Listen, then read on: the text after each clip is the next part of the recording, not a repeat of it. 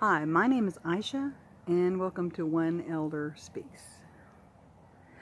There's been an awful lot going on this year for everybody, and I think that we're all majorly uh, dealing with our traumas.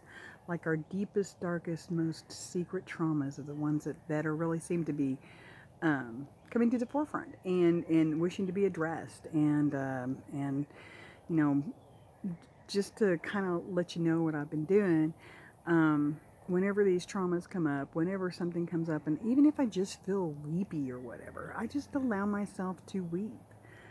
I just allow myself to feel all that and to allow it to just once I express it and once I allow it to just come out, it's like I feel better afterwards. And so I don't stop myself. And I know this is bad, but even at work, I just cry, because people cry. And it's a normal thing to do, and it's an actual excellent stress reliever, but it's also the way that we work through painful situations in our lives or just painful feelings that we have. Um, and I want you to look at your traumas, and even the ones that you don't even know why you're feeling the way you do. Just allow yourself to feel those emotions. Allow yourself to express them however you need to express them, and then you release them. I mean, and it takes, again, be patient with the process, because I'll get weepy one day, and I'll be weepy for a day and a half, and then I'll stop. And I won't be weepy for a few more days. And then I'll be weepy again, and I'll be weepy for a while, and then I'll stop. And then I'll be, fine so it's been going like this ever since June for me, and I'm pretty sure it's going like that for a lot of people. Allow it. Just allow yourself to feel these emotions, and allow yourself to. It's almost like a mourning process. It's almost like a it's almost like getting releasing all these things and getting past and beyond them. And I have to tell you that one of the first things that came up for me was codependency as being an issue. I That's a really deep one for me, and it's not just romantic relationships. I didn't realize that, but it actually extends to all relationships that you have with everybody. And I did not realize how deeply rooted this was for me. It is. And I am going to be working through it for quite some time. So I will not address it. I won't address it really in a video until I feel comfortable with being able to articulate everything that I need to do to work through that issue so that it's no longer a problem for me as well. I do want to talk today, and this is really goofy, but I do want to talk today about family stuff. Because right after the codependency kind of poked its head up and said, "Oh, hey, I'm here," I kind of found myself embroiled in a bunch of family stuff, which was all-consuming. My mother has been ailing and living alone in a city pretty far away from me and from my sister as well. And she resisted, coming to the city and getting a different residence. And she wanted to be down there, and I totally get that. It's really a beautiful place to be. But after a while, she couldn't be down there alone anymore. And so me and my sister worked it out to where we were looking after her. But it was draining, and especially for my sister. She took on the brunt of it, so especially for her. Well, I got word that Mom was in the hospital. And let me back this up. She had already found a place. We had already found a place in the city that we wanted to go ahead and have her in. And she'd already put a deposit down, so things were, looking very good as far as getting that done, but it just wasn't happening yet. And my mother went into the hospital. And so I went down there for a few days and, did all that stuff and came back, and it wasn't maybe a week or two later that I got a phone call and I thought, oh, Mom's in the hospital again. No, it was my sister, her major caregiver. And I was like, we can't do this anymore. So we had to move Mother up here fairly quickly, and that's what happened. But during this time, it was like Mom was sick, and then my sister was sick, and then my daughter was having some issues that she wanted to address with me, not illness, just issues that we have personally. And I thought, man, there's something going on with this family. This is a family issue, because it was like it all hit on the same day, you know. It all felt like so concentrated. And so I thought, okay, this is a family issue. Something's going on with the family. So when I went down there, when my sister was in the hospital, I started a practice. It's something that I've done in the past for other things, for other reasons, but it's called Ho'oponopono. It is a Hawaiian indigenous practice, and I picked it because I've had good feedback from it before when I've used it, but also because the Hawaiians had a tradition of not just healing the person who is ill, but also taking the entire family out and healing them at the same time, because the idea was that if you're sick, the family's sick, and so everybody's got to come out for a healing. Well, I thought that's beautiful, you know, and that's exactly what's needed right now. It's a simple practice. I want you to look it up, because I'm probably going to mess it up, but I'm going to try to give you kind of a condensed version. It's I think it's spelled Ho'Oponopono.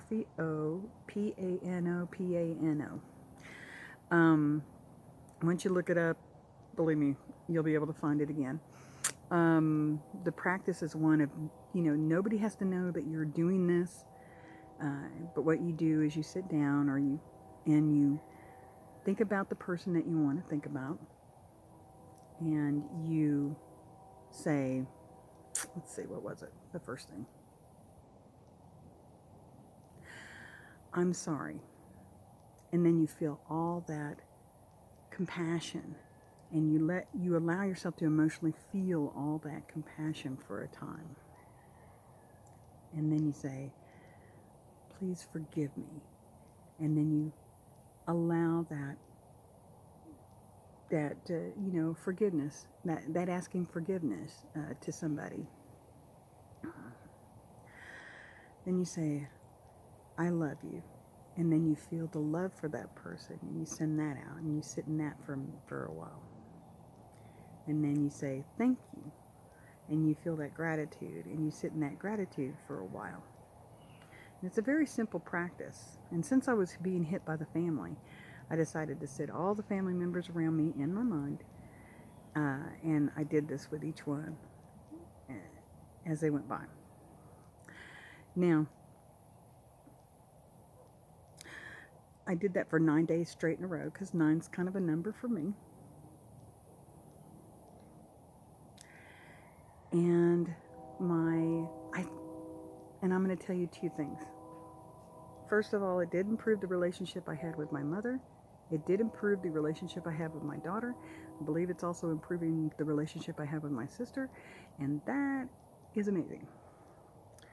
Number two,